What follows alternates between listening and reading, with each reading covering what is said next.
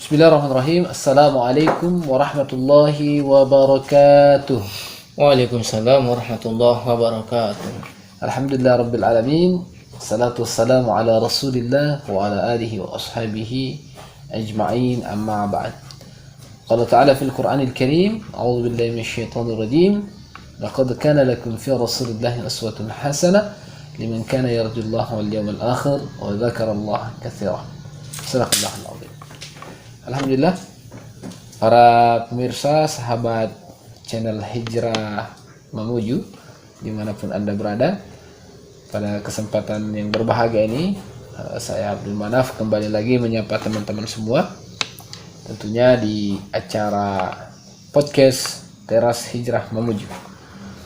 Dan kali ini teman-teman semua kita akan membahas satu hal yang sangat hangat-hangatnya di momentum Rabiul Awal, ya.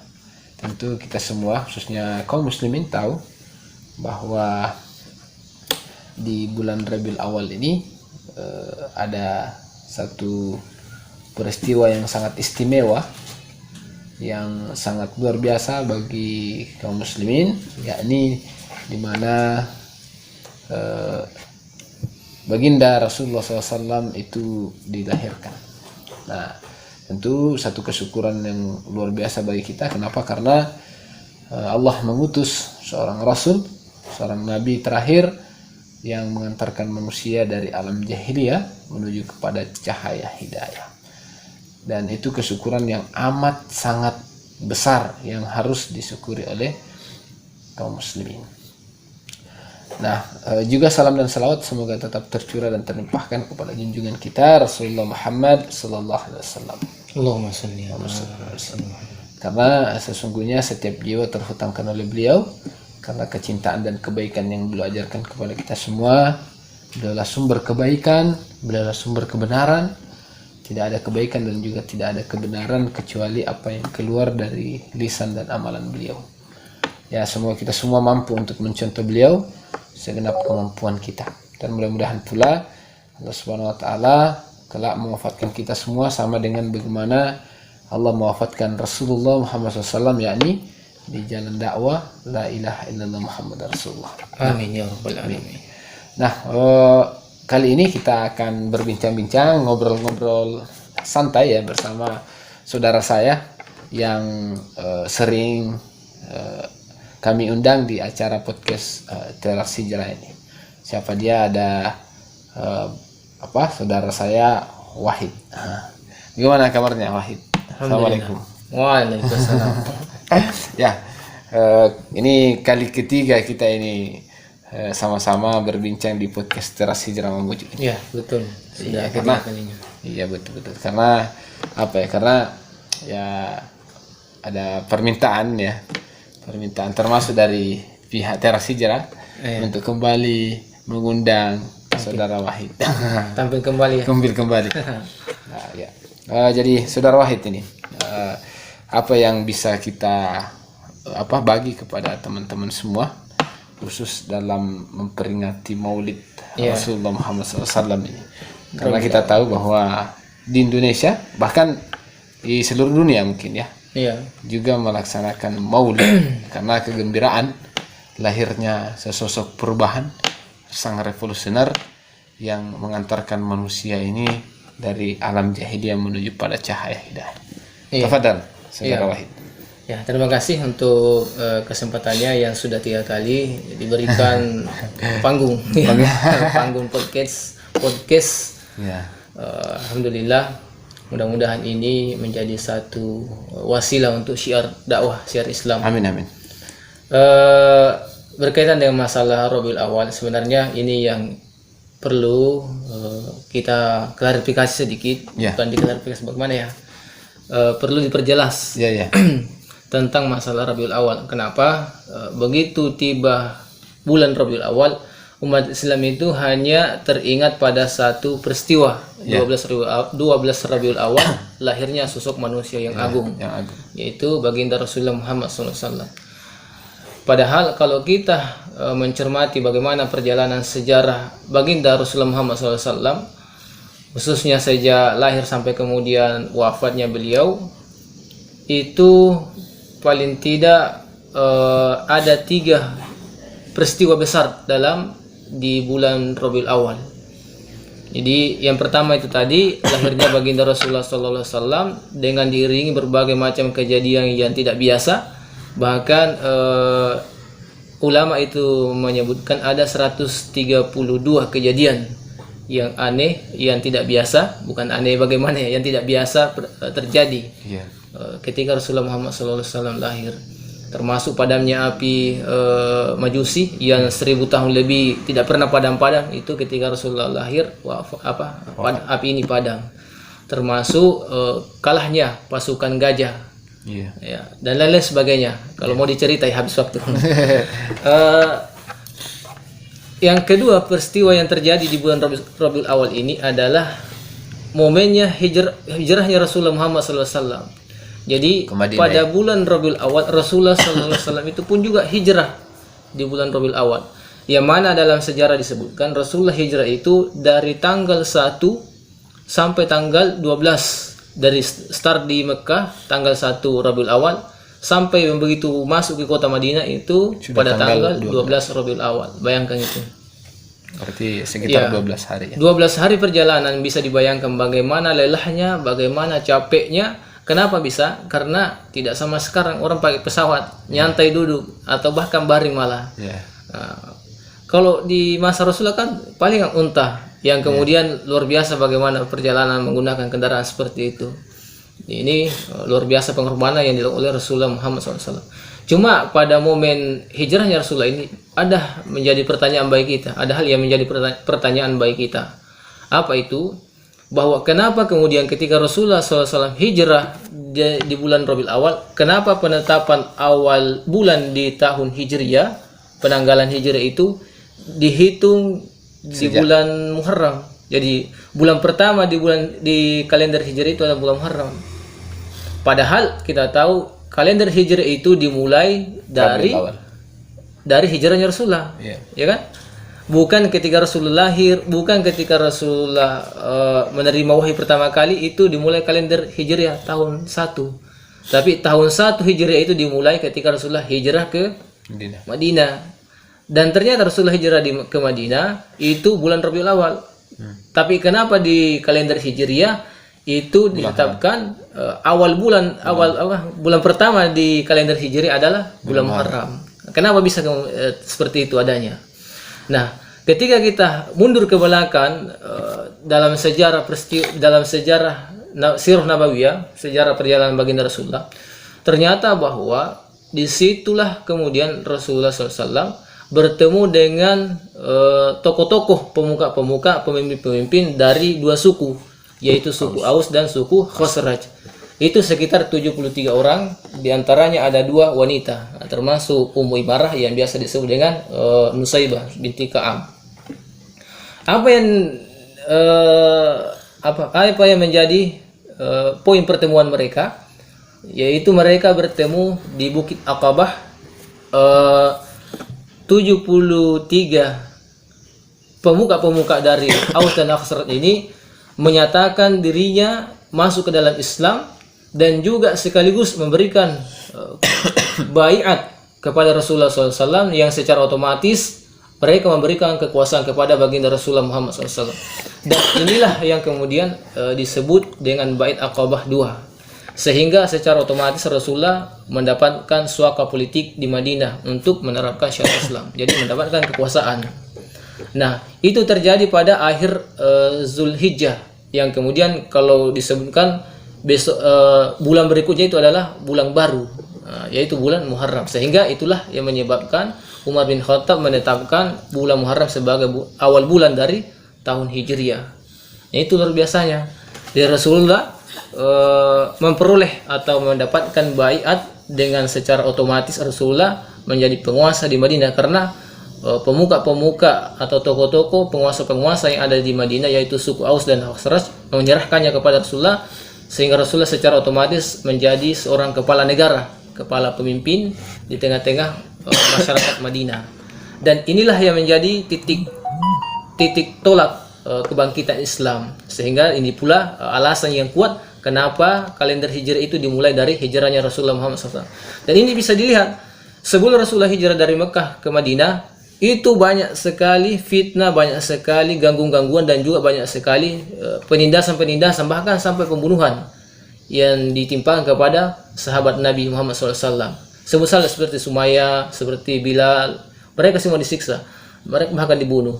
Tetapi begitu Rasulullah hijrah ke Madinah, menerapkan syariat Islam dalam sebuah institusi kekuasaan atau negara, maka tidak ada lagi kita dengar dan menyaksikan bagaimana peristiwa-peristiwa yang terjadi di Mekah, penindasan, fitnah dan lain sebagainya itu terjadi di Madinah. Karena kenapa? Sudah bisa diatasi oleh Rasulullah Muhammad SAW dengan kekuasaan yang ada.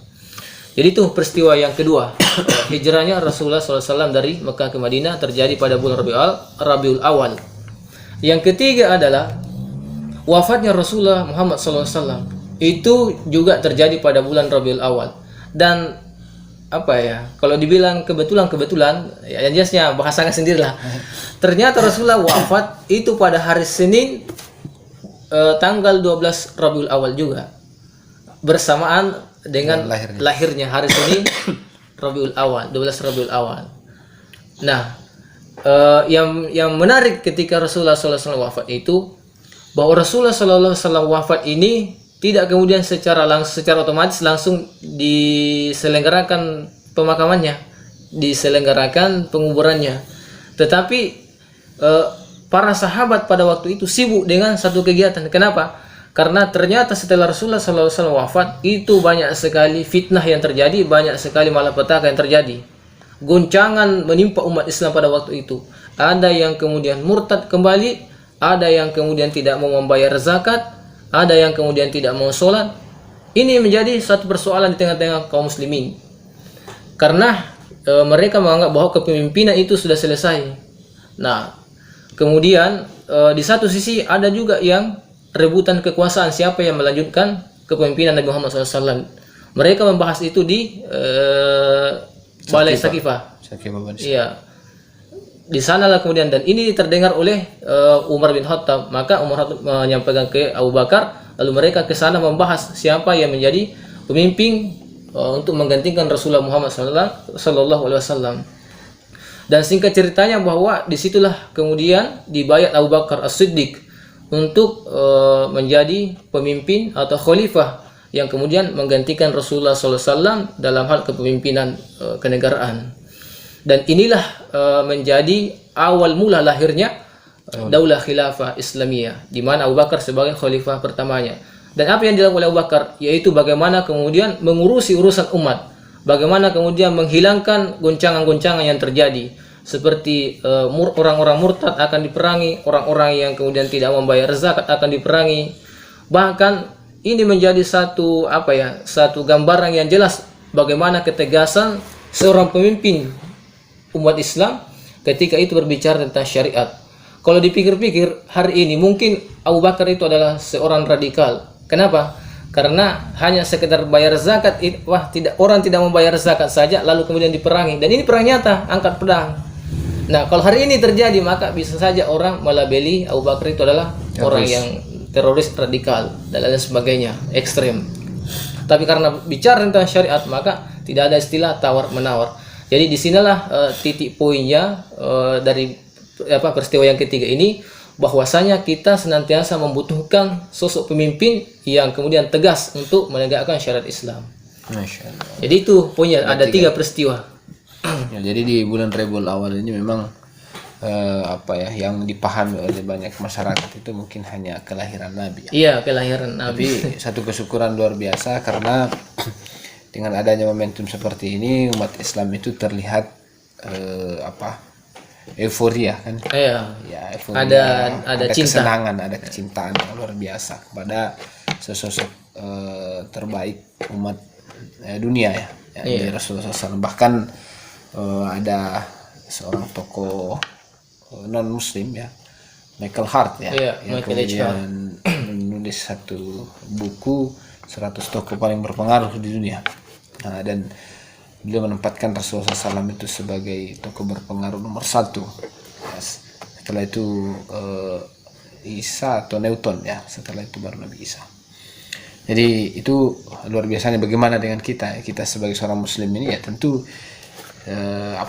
lebih senang lagi kan dengan kelahiran Rasulullah SAW karena cinta. Nah, bagaimana ya menurut saudara Wahid ini membuktikan cinta itu kepada Rasulullah SAW? Karena banyak yang menganggap bahwa bulan Rabiul Awal ini hanya kita melihat seperti itu ya, hanya sebatas seremonial belaka kan. Ya, datang bulan Rabiul Awal kita senang, kita bahagia, kita menyambut Maulid dengan berbondong-bondong ke masjid ya.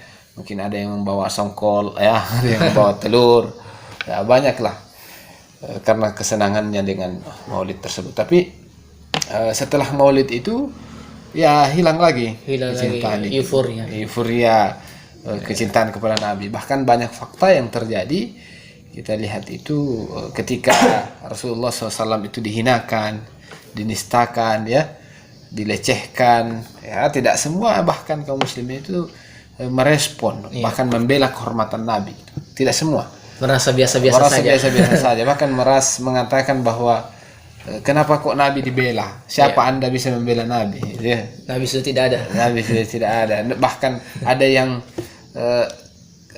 pernyataannya seolah-olah kelihatan baik padahal jahatnya luar biasa. Yaitu mengatakan begini.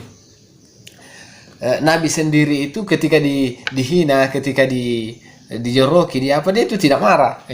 Ini Anda siapa gitu. Nah, jadi ini pernyataan-pernyataan aneh yang saya pikir perlu diluruskan kepada umat. Nah, cinta yang terbaik itu bagaimana itu, saudara Wahid? Karena jangan sampai umat Islam itu hanya seremonial saja di setiap tahunnya seperti itu. Betul. Yang jadi pertanyaan sebenarnya, di mana posisi Rasulullah dalam hidup kita ketika misalkan dihina, dinista, itu kita merasa biasa-biasa saja, diam dan tidak peduli. Jangankan Rasul, orang tua kita saja, saudara kita saja yang kemudian dihina, dinista atau dilecehkan, itu pasti kita memberikan respon, apakah melawan atau menanggapi dan sebagainya. Biasanya akan ada respon marah.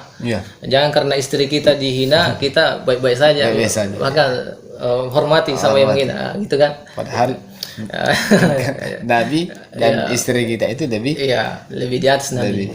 Bahkan ada hadisnya itu, bukan hadisnya itu. La yu'minu ahadukum hatta akuna habba ilaihi min walidihi wa walihi wan nasi ajma'in. Kemudian bagaimana membuktikan kecintaan kita kepada baginda Rasulullah Muhammad SAW? Pertama, bahwasanya cinta kepada Nabi itu adalah sesuatu yang urgen, esensial, dan harus menjadi asas dalam kehidupan kita. Kenapa? Rasulullah dalam sebuah riwayat itu Rasulullah menyampaikan bahwa kita akan bersama dengan orang yang kita cinta di akhirat nanti. Anta ma'aman ahbabta. Nah, ada seorang laki-laki yang bertanya kepada Rasulullah kapan datangnya hari kiamat. Maka Rasulullah menyampaikan, apa yang kamu persiapkan? Maka dia mengatakan, saya tidak menyiapkan apa-apa kecuali bahwa saya mencintai Allah dan mencintai Rasulullah. Maka itulah yang disampaikan oleh Rasulullah, anta ma'aman ahbabta, bahwa engkau akan bersama dengan orang yang engkau cintai. Maka di sini kita harus meluruskan cinta kita terlebih dahulu. Siapa yang paling utama kecintaan kita? Makhluk. Siapa yang kemudian kita cintai? Ya, tentunya harusnya Rasulullah di atas segala-galanya. Supaya kita bersama, mudah-mudahan kita bersama dengan Rasulullah di akhirat nanti. Itu yang pertama. Kemudian bagaimana membuktikan kecintaan kita kepada baginda Rasulullah Muhammad SAW? Itu disebutkan dalam Al-Quran, Qul in kuntum tuhibbunallah fattabi'uni wa yaghfir lakum yuhibbukumullah wa yaghfir lakum dzunubakum wallahu ghafurur rahim. Kemudian artinya itu disampaikan bahwa Qul in kuntum tuhibbunallah fattabi'uni, jika sekiranya engkau betul-betul cinta kepada Allah, maka fattabi'uni, ikuti aku. Nah, mentaati apa yang kemudian menjadi sunnahnya Rasulullah Muhammad SAW, apa yang menjadi ajaran baginda Rasulullah Muhammad SAW, baik itu berupa perintah maupun larangan, baik itu berupa kewajiban maupun yang dilarang oleh Rasulullah Muhammad SAW. Maka itulah menjadi wujud daripada kecintaan kita. Karena yang namanya cinta itu tentu menjadi satu konsekuensi untuk taat. Tidak mungkin pernah ada cinta lalu kemudian wujudnya tidak ada ketaatan. Ketika misalkan kita mencintai seorang mengatakan ini adalah A, maka kita mengatakan B, maka itu bisa dikatakan tidak ada cinta di dalamnya. Harusnya dia nurut pasti dia kalau dia disuruh ambil air dia akan ambil air. Itu adalah wujud daripada cinta. Meniscayakan sebagai bagian dari, sebagai satu konsekuensi ketika mengaku cinta harus taat kepadanya. Jadi mentaati kepada Rasulullah, apa yang menjadi sunnahnya itulah yang kemudian kita taati. Nah, termasuk tadi ketika menghina, ada yang menghina Rasulullah, ada yang menista, maka kita harus membela. Kenapa? Karena itu bagian daripada syariat, bagian daripada sunnahnya Rasul untuk membela kehormatan Rasulullah, membela simbol-simbol Islam. Jadi itu semua, apalagi itu ayatnya untuk siapa yang menolong agama Allah. Itu kan jelas. Intansurullah ya ayyuhalladzina amanu. Intansurullah wa yansurkum. Siapa yang kemudian menolong agama Allah, maka Allah akan menolongnya. Dan meninggikan. Dan itu bukan dan dimaknai untuk menolong dalam arti yang Allah butuh pertolongan. Sesungguhnya Allah sudah tidak membutuhkan, tetapi itu bagian daripada perintah. Ya, bagian daripada perintah kepada kita untuk bagaimana kemudian menjaga agamanya Allah Subhanahu wa taala ini. Termasuk itu tadi melecehkan baginda Rasulullah SAW, maka kita harus membelanya karena itu salah satu bagian daripada perintah dari Rasulullah, dari Allah Subhanahu wa taala, dari syariat Islam.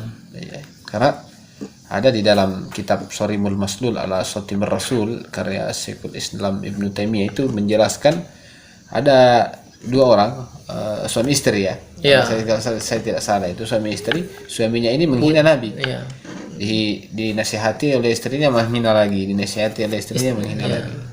Setelah itu sampai 3 kali ya istrinya marah, geram, akhirnya dipenggal.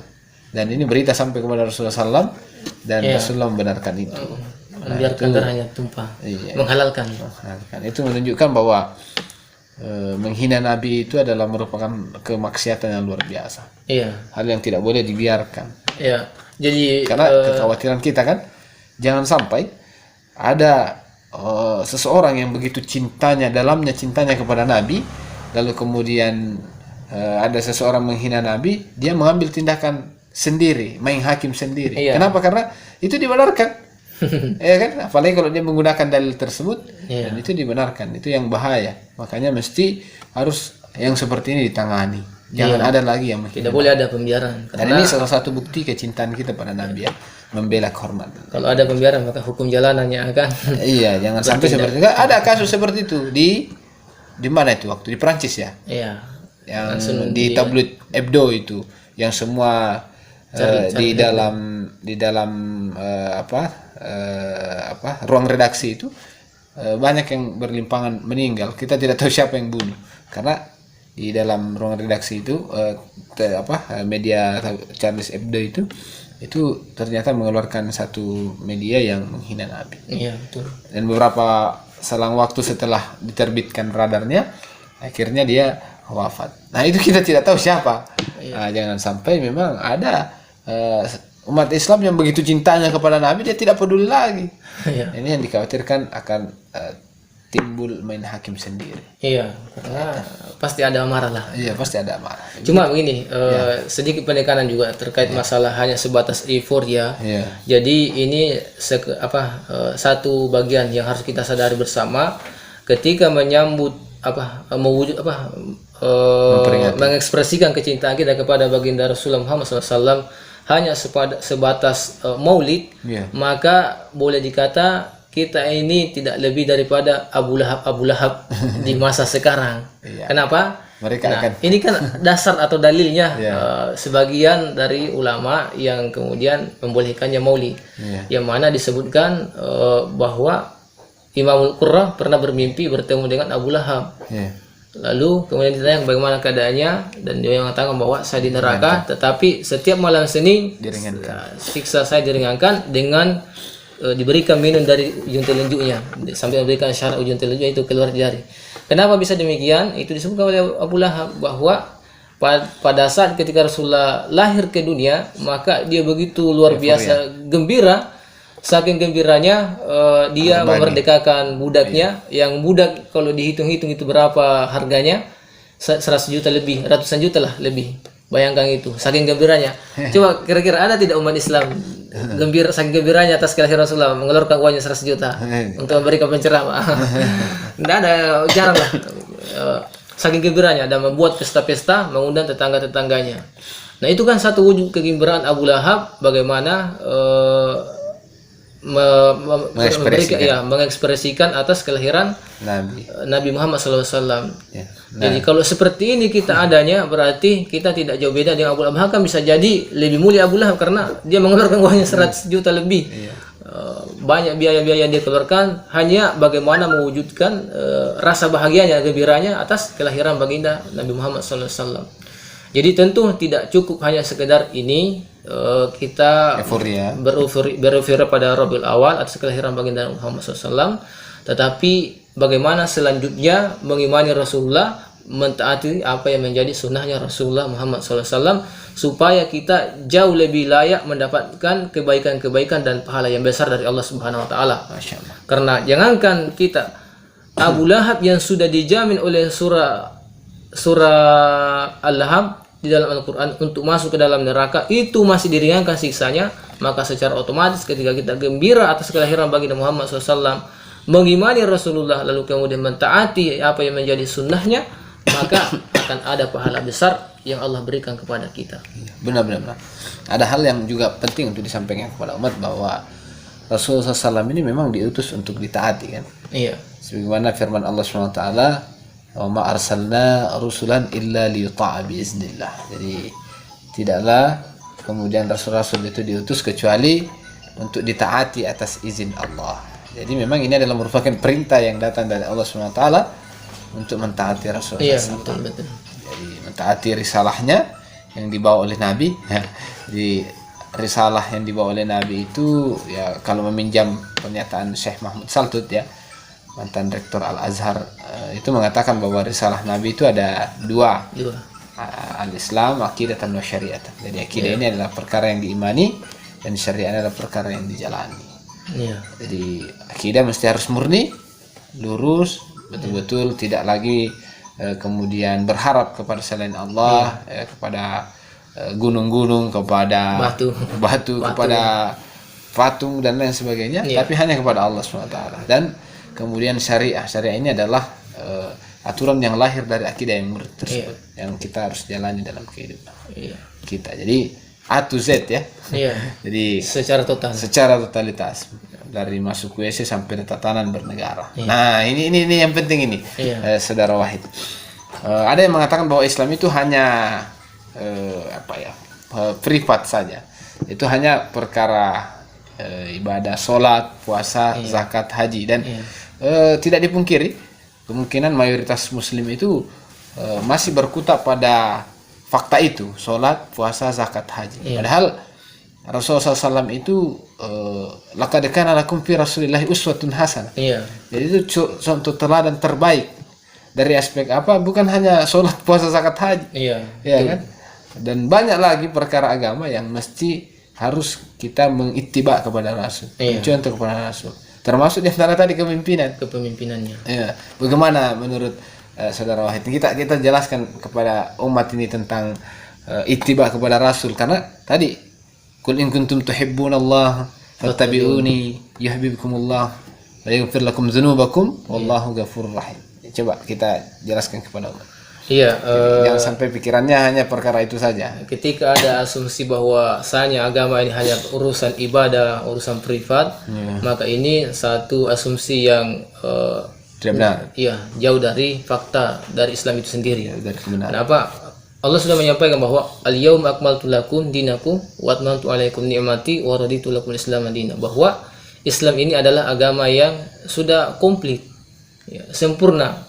Nah, artinya kalau berbicara tentang yang namanya barang yang sempurna, maka tidak ada perkara yang di dalamnya kemudian tidak disinggung. Satu contoh ketika berbicara tentang namanya pemerintahan atau kekuasaan, kan sudah jelas dalam surah An-Nisa, ya ayyuhalladzina amanu atiullah wa atiur rasul wa ulil amri minkum, bahwa kita diminta untuk mentaati pemimpin dari kalangan kita, yang taat kepada Allah dan Rasul. Yang taat kepada Allah dan Rasul, yang sebagaimana diterjemahkan oleh para ulama, ditafsirkan oleh para ulama terkait ayat ini, karena tidak secara mutlak pemimpin itu ditaati. Yang jelasnya ini satu indikasi bahwa Islam itu memang sudah membahas dari A to Z terkait masalah kehidupan. Kehidupan ekonomi, kehidupan pendidikan, kehidupan sosial masyarakat, budaya, politik, asiasi, hukum, pemerintahan dalam negeri maupun luar negeri. Bahkan politik itu dimaknai ri'ayah syu'unil ummah dakhiliyah wa kharijiyah, mengurusi urusan umat baik dalam negeri maupun luar negeri. Jadi seperti itu adanya, bahwa ini membuktikan bahwa Islam itu adalah agama yang sempurna ketika mengurusi segala hal, ketika membahas segala hal. Selalu kita berbicara bahwa tidak ada yang kemudian tidak dipecahkan dalam Islam. Tapi kenapa ketika berbicara tentang negara itu seolah-olah Islam tidak ada di dalamnya? Benar. Ya, hanya sekedar puasa, hanya sekedar sholat, hanya sekedar zakat, haji, ya, dan lain sebagainya. Ya, harusnya semua yang namanya sempurna, maka semuanya harus dibahas, semuanya harus dipecahkan, termasuk daripada aspek-aspek persoalan pemerintahan. Dan hebatnya Islam, persoalan yang kita hadapi, krisis multidimensi yang melanda Indonesia puluhan tahun lamanya, itu pun juga pernah dialami oleh bangsa Arab pada waktu itu. Apa yang terjadi pada bangsa sebelum Islam? Mabuk-mabukan, perkelahian, pembunuhan, perang, perdagangan antar manusia, membunuh anak, dan sebagainya. Dan ini sebenarnya yang kita saksikan juga di tengah-tengah kehidupan kita. Tetapi begitu Islam hadir dan begitu Islam diterapkan secara totalitas atau kafah dalam kenegaraan, maka semuanya berubah drastis. Yang dulunya tidak dipandang karena bangsa Persia dan Romawi tidak ada niatnya sama sekali mungkin untuk menjajah, karena apa mau diharap? Tanahnya tanah tandus, orangnya cuma bisanya perang, dan lain sebagainya. Nah, begitu Islam datang mengubah segalanya, maka kemudian ternyata bangsa Arab membawa Islam dan mampu menguasai 2/3 belahan dunia dan menaklukkan salah satu imperium yang terbesar, imperium yang besar, yaitu Persia. Termasuk Romawi Timur. Romawi Timur bisa ditaklukkan, dan janjinya bahwa Romawi Barat itu akan juga ditaklukkan, yang kemudian sampai hari ini belum terwujud. Dan inilah yang kita harapkan, semoga kita adalah orang yang ditunjuk oleh Allah yang bisa menaklukkannya. Tentunya tidak mungkin ormas yang menaklukkan Romawi Barat. Yang jelasnya adalah sebuah kepemimpinan dalam bingkai kenegaraan. Karena berbicara tentang kekuatan yang bisa memobilisasi pasukan, ya tentu bukan ormas, kapasitasnya di luar negara lain. Mesti harus ada seorang junnah, al-imamu junnatu yuqatilu min warahi wa yuttaqa. Harus ada imam di tengah-tengah umat untuk memobilisasi bagaimana menaklukkan Romawi yang dijanjikan oleh Allah Subhanahu wa taala lewat lisan Rasulullah SAW. Tapi tentu berbicara tentang negara bukan hanya tataran peperangan, tetapi bagaimana mensejahterakan, bagaimana memberikan keadilan, bagaimana kemudian menata kehidupan masyarakat sehingga lebih baik. Dan ini bisa dipecahkan persoalan bangsa kita hari ini dengan Islam, dengan menerapkan secara totalitas dalam bingkai kenegaraan, yaitu daulah khilafah. Karena kenapa harus khilafah, ya? Karena memang seperti itu sejarahnya, dan juga seperti itu yang dijanjikan oleh Rasulullah, bahwa khilafah yang tegak, dan selama ini khilafah yang menerapkan syariat Islam secara totalitas dalam negara maupun kehidupan individu. Nah, memang seperti itulah bentuk kecintaan kita kepada Nabi itu kan. Ittiba kepada Nabi ya seperti itu. Nabi kan tidak pernah membawa sistem lain di luar daripada sistem khilafah itu. Iya, betul. Bukan demokrasi, Pak. Demokrasi jauh sebelumnya ada. Dibuat oleh John Locke, Aristoteles dan Montesquieu, Teorias Politika, bukan. Tapi memang yang dibawa oleh Rasulullah SAW itu kemudian diikuti oleh Khulafaur Rasyidin setelahnya, itu adalah sistem pemerintahan Islam, yakni daulah Islam khilafah, ya. Benar. Nah, jadi teman-teman semua, para saudara sekalian yang sangat dirahmati dan dimuliakan Allah SWT, begitulah mestinya seorang muslim itu kemudian memahami atau kemudian mendalami perkara agama ini, terkhusus bagaimana kita itu kemudian mencari tahu tentang Rasulullah SAW secara utuh. Nah, karena memang Rasulullah SAW ini adalah contoh teladan terbaik bagi umat Islam, ya, dari aspek perkara pribadinya, bagaimana dia memimpin keluarganya, ya, bagaimana dia memimpin satu negara, bagaimana dia memimpin umat. Jadi memimpin umat juga sebagai pemimpin negara. Dan itu yang diakui oleh Michael Chahar. Nah, itu yang diakui oleh Michael Chahar karena begitu banyak pengikutnya sampai sekarang. Sampai sekarang tidak mungkin semua itu dibohongi. Karena ada di dalam launching bukunya itu kan ada yang menertawakan. Karena setelah disebut Rasulullah nomor 1, ternyata apa? Dia mengatakan ini tidak sembarangan dibuat buku ini. Kenapa? Karena tidak mungkin sampai sekarang mereka semua yang menjadi pengikutnya itu dibohongi oleh Rasulullah SAW. Jadi seperti itu ya. Jadi alasan paling mendasarnya itu karena Rasulullah memiliki akhlak yang mulia, dan kemudian yang kedua, Rasulullah itu diutus atau hadir untuk mengurusi urusan umatnya. Jadi menjadi pemimpin di tengah-tengah umatnya. Jadi sehingga itulah alasan Michael Chahar menjadikan Rasulullah sebagai pemimpin nomor 1 paling berpengaruh di dunia. Jadi itu ya teman-teman semua. Jadi saya pikir itu saja yang dulu bisa kami sampaikan pada kesempatan berbahagia ini. Ya, mudah-mudahan kita semakin senang lagi mencari tahu tentang bagaimana perjalanan hidup Rasulullah SAW di dalam kitab-kitab para ulama. Sirah Nabawiyah ya perlu untuk kita kaji bersama bagaimana sesungguhnya perjalanan Nabi itu. Jangan sampai kita melaksanakan maulid setiap tahunnya tapi ternyata kita tidak tahu Nabi itu seperti apa, Nabi dalam berkeluarga itu seperti apa, Nabi dalam memimpin itu seperti apa. Kita semua minim pengetahuan. Makanya penting untuk kita mengkaji lebih dalam lagi bagaimana kehidupan Rasulullah SAW. Ya, saya pikir itu kita cukupkan dulu dengan sama-sama memperbanyak istighfar, astagfirullahaladzim, dan menutupnya dengan membaca doa kafaratul majlis. Subhanakallah bihamdi, asyhadu an la ilaha illa anta, astaghfiruka wa atubu ilaik. Assalamualaikum warahmatullahi wabarakatuh. Waalaikumsalam warahmatullahi wabarakatuh.